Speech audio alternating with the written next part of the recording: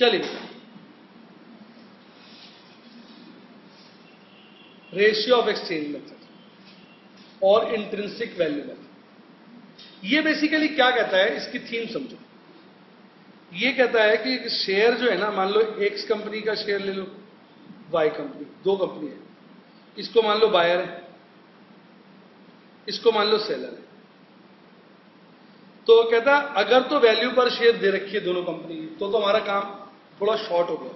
अगर वैल्यू पर शेयर नहीं दी हुई तो पहले आप मार्केट वैल्यू ऑफ एसेट्स ले लो, सब एसेट्स के नाम और उनका टोटल कर लो, माइनस कर दो मार्केट वैल्यू ऑफ लायबिलिटीज। तो ये मिल जाता है आपको net asset of share holders.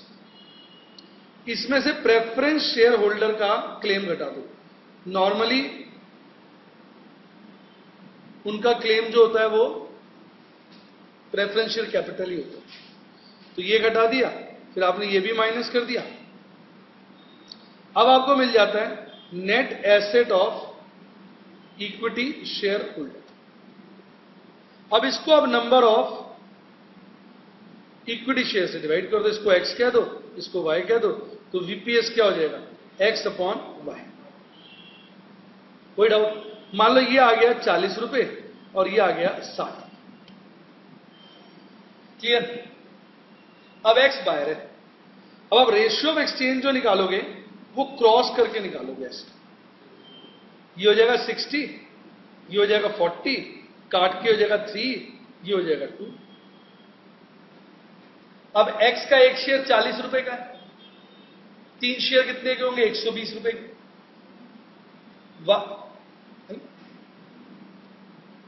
Y का एक शेयर 60 का है, दो कितने के होंगे, 120 के। तो जस्टिस नहीं हो गया? तो अगर हम वाई के 2 शेयर्स के बदले एक्स के 3 देंगे तो वाई के शेयर होल्डर्स को कोई दिक्कत थोड़ी होगी। ये रेशियो ऑफ एक्सचेंज।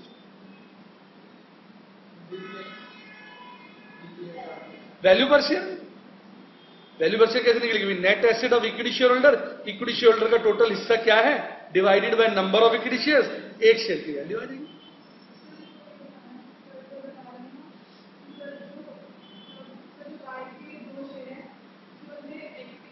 हाँ, चेक भी कर सकते हो ना। एक्स के 3 शेयर 40 रुपए के हिसाब से कितने के हो जाएंगे, 120 के। और वाई के 2 शेयर 60 रुपए के हिसाब से कितने के हो जाएंगे, 120 के। जब 120 के बदले 120 की चीज मिलेगी तो जस्टिस तो हो गया।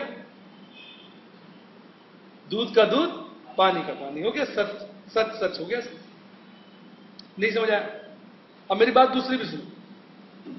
मान लो वाई के टोटल शेयर्स हैं 50,000, थोड़ी देर के लिए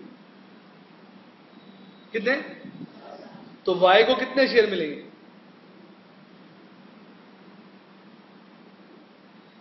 वो मिलेंगे 50,000 इंटू 3/2, 75,000 शेयर। हाँ कि ना भाई? 2 के बदले 3 मिलेंगे, यानी 1 के बदले 1.5 मिला, तो 50,000 के बदले कितने मिलेंगे, 75,000। अब जब आप पीसी कैलकुलेट करोगे ना, तो आप 75,000 शेयर्स को या तो मल्टीप्लाई करोगे 10 से, मान लो इनकी फेस वैल्यू क्या है 10 है, ठीक है, या आप इसको मल्टीप्लाई करोगे 40 से, जैसा क्वेश्चन में कहा होगा। रिपीट,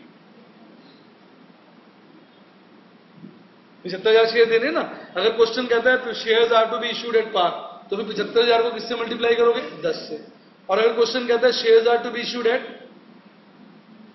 इंट्रिंसिक वैल्यू, तो फिर एक्स का शेयर कितने का, 40 का, यानी 10 का शेयर आप 30 रुपए प्रीमियम पे दो। रिपीट, 40 का दो। और उसके बाद इसमें प्रेफरेंस शेयर, ये तो इक्विटी शेयर होल्डर को मिलेगा ना, फिर प्रेफरेंस शेयर होल्डर को जो मिलना होगा वो भी लिख लीजिएगा, इसको जोड़ लीजिएगा, तो ये आपका क्या आ जाएगा, पीसी। पीसी क्या होता है, payment to share holders. Share holder means equity plus preference. कैसा लगा? क्या होता है, कई बार तो क्वेश्चन में बोल देगा कि 2 के बदले 3 शेयर दो, 2 के बदले 5 दो, तो हमारा काम क्या हो गया, बच गया। अगर नहीं बोला होगा, कहेगा भाई ठीक से दे दो शेयर, क्या करो, ठीक से दे दो। अब ठीक से तो कैसे दोगे, आप पहले शेयर की क्या निकालोगे, वीपीएस, वीपीएस को क्रॉस करोगे, रेशियो ऑफ एक्सचेंज आ जाएगा, रेशियो ऑफ एक्सचेंज से नंबर ऑफ शेयर निकाल लेना, नंबर ऑफ शेयर आ जाए, फिर क्वेश्चन में पढ़ना ध्यान से, शेयर पार पे इशू करने हैं या इंट्रिंसिक वैल्यू पे। पावर पे इशू करने हैं 10 से मल्टीप्लाई कर दो, इंट्रिंसिक वैल्यू पे करने हैं 40 से मल्टीप्लाई करो, फिर प्रेफरेंस शेयर होल्डर को जो देना है वो भी जोड़ लो, वो तो अलग से दिया ही होगा, तो उससे आपकी क्या निकलाएगी, पीसी। कैसा लगा, सही से बताइए।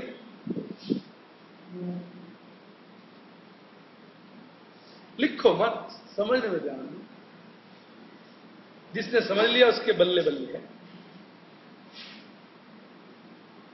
बताओ क्लियर हुआ कि नहीं, श्योर, अब लिख लो।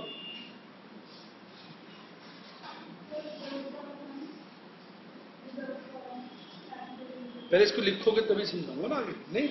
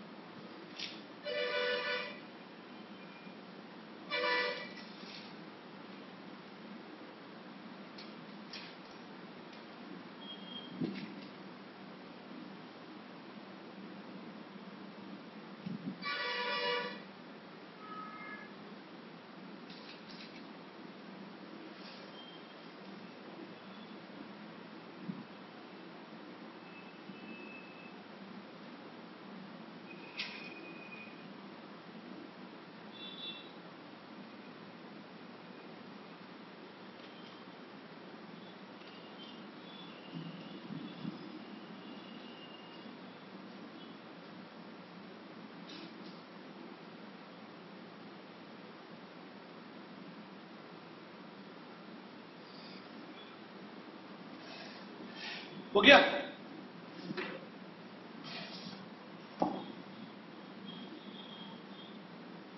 चले नेक्स्ट, बता दो। अब एक स्टैट्यूटरी रिजर्व का पॉइंट बता दो ताकि फिर मैं क्वेश्चन को ठीक से कर पाऊं।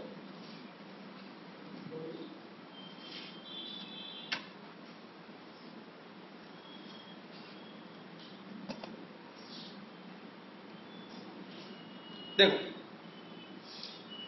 स्टैट्यूटरी रिजर्व्स क्या होते हैं, पहले इसकी थीम समझिए। होता क्या है, वैसे तो आजकल ये रिजर्व्स कम होते जा रहे हैं। इनकम टैक्स डिपार्टमेंट कहता है कि अगर आप कोई अच्छा काम करोगे ना तो हम तुमसे टैक्स कम लेंगे। जैसे वो कहता है कि तुम नई फैक्ट्री लगा लो तो हम तुमसे टैक्स कम लेंगे, जितने की नई फैक्ट्री लगाओगे। एकदम मत लगाओ, बता दो इतने की फैक्ट्री लगाओगे तो हम तुमसे टैक्स कम लेंगे। तो जैसे मैंने सोचा मैं 40 लाख की फैक्ट्री लगाऊंगा, तो मैं क्या करता हूं, अपनी बुक्स में एंट्री कर देता हूं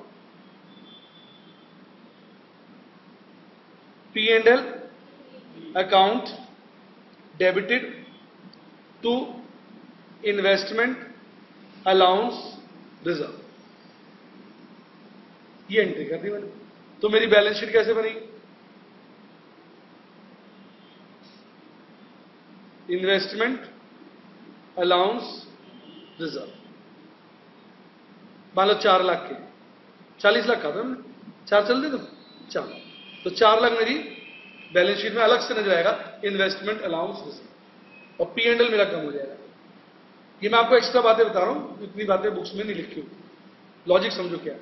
जब P&L का बैलेंस कम हो जाएगा तो डिविडेंड बांटने की शक्ति क्या हो जाएगी, कम हो जाएगी। तो इतना पैसा बिजनेस से बाहर नहीं जाएगा, बिजनेस में पड़ा रहेगा, तभी तो आप इन्वेस्टमेंट कर पाओगे। फिर आपको टाइम मिलता है, जैसे 4 साल 3 साल, उस दौरान आपको इन्वेस्टमेंट करनी होगी। तो जब आप अपना वादा पूरा कर देते हो, गाना नहीं है, जो वादा किया वो